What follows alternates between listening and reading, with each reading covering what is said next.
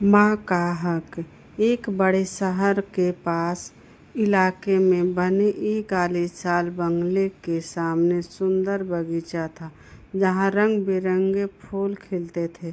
उस बंगले के बड़े से बिल्डिंग रूम में सोफे पर बैठा अविनाश अपने बिजनेस के कागजात देख रहा था।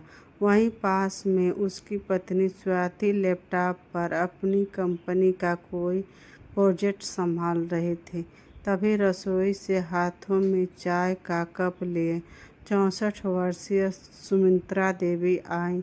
उनके चेहरे पर झुर्रियां थी, पर आंखों में एक अजीब सी सौगात और ममता थी। सुमित्रा देवी ने चाय का कप अविनाश के सामने टेबल पर रखते हुए कहा, अविनाश बेटा, जरा सुनना।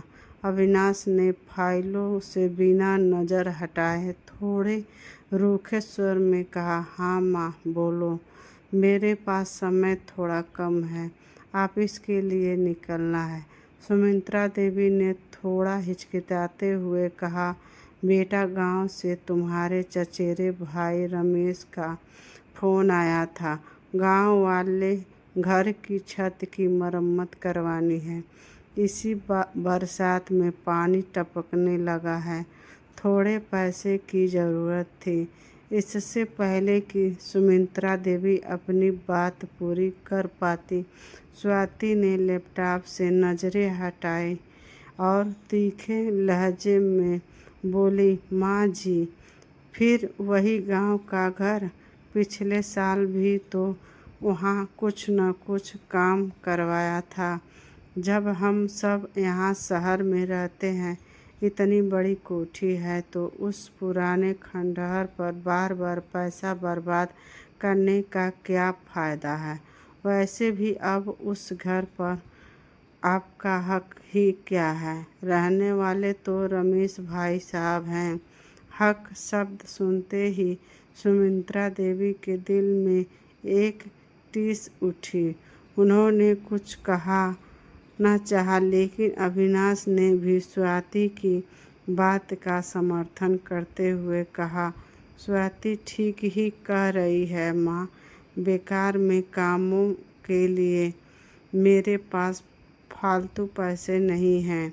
आप आराम से यहाँ रहिए। आपको यहाँ किसी चीज़ की कमी है? सुबह शाम का खाना, दवाइयाँ सब समय पर मिल तो जाता है। सुमित्रा देवी चुपचाप अपने कमरे में लौट आई। उसकी आंखों में चुप्पी से 2 आंसू निकलकर गालों पर तैर रहे थे। उन्होंने सोचा, क्या एक माँ का हक सिर्फ समय पर मिलने वाली 2 वक्त की रोटी और दवाइयाँ तक ही सीमित होता है। आज सुमित्रा देवी को अतीत के वे दिन याद आ रहे थे कि जब अविनाश छोटा था। अविनाश के पिता का देहांत तब हो गया था जब अविनाश महज 7 साल का था। उस समय सुमित्रा देवी के सामने दुखों का पहाड़ टूट पड़ा था। रिश्तेदारों ने मुंह मोड़ लिया था और घर में कमाने वाला कोई नहीं था। गांव के उसी घर में रहकर सुमित्रा देवी ने दूसरों के खेतों में मजदूरी की। रात रात भर जागकर सिलाई कढ़ाई का काम किया, ताकि उसके बेटे की पढ़ाई में कोई कमी न आए। कई रातों ऐसी भी गुजारी जब घर में अनाज का दाना नहीं था। सुमित्रा देवी खुद भूखे पेट सो जाती, लेकिन अविनाश को हमेशा भर पेट खाना खिलाती। जब अविनाश को शहर के बड़े कॉलेज में दाखिला मिला, तो उसकी भरकम फीस चुकाने के लिए सुमित्रा देवी ने बिना एक पल सोचे अपने सोने के कंगन और यहाँ तक कि अपने हिस्से की थोड़ी सी ज़मीन भी बेच दी थी। उसके लिए उसका बेटा ही उसका दुनिया था। उसका सबसे बड़ा हक था। आज उसकी बेटे के पास माँ की एक छोटी सी इच्छा पूरी करने के लिए पैसा नहीं थे और बहू को माँ का हक केवल एक बोझ लग रहा था। समय अपनी गति से चलता रहा। अविनाश अपने बिजनेस को और बड़ा करने के लिए चक्कर में अंधाधुंध निवेश कर रहा था। उसके अपने दोस्तों के कहने पर एक बहुत बड़े प्रोजेक्ट में अपनी सारी जमा पूंजी लगा दी और बैंक से एक बड़ा लोन भी ले लिया। लेकिन किस्मत को कुछ और ही मंजूर था कि जिस कंपनी के साथ अविनाश ने पार्टनरशिप की थी, उसका मालिक रातों रात सारे पैसे लेकर विदेश भाग गया। अविनाश का बिजनेस पूरी तरह ठप हो गया। बाजार के लेनदारों के फोन आने लगे और बैंक के लोन न चुका पाने की किस्त में उसके इस आलीशान बंगले को सील करने का नोटिस भेज दिया गया। बंगले में सन्नाटा परस गया। स्वाति का घमंड पल भर में टूट गया। वह सोफे पर बैठकर रो रही थी। अब हमारा क्या होगा? अविनाश, यह घर भी चला जाएगा। हमारे पास तो रहने के लिए छत भी नहीं बचेगी। मेरे मायके वाले भी इस मुसीबत में हमारी मदद नहीं कर रहे हैं। अविनाश अपना सिर पकड़कर बैठा था। उससे अपनी बर्बादी साफ नजर आ रही थी। जिस दोस्त के साथ वह पार्टियां करता था, उन सबने उसके फोन उठाने बंद कर दिए थे। सुख के सबसे साथी थे, दुख में कोई नजर नहीं आ रहा था।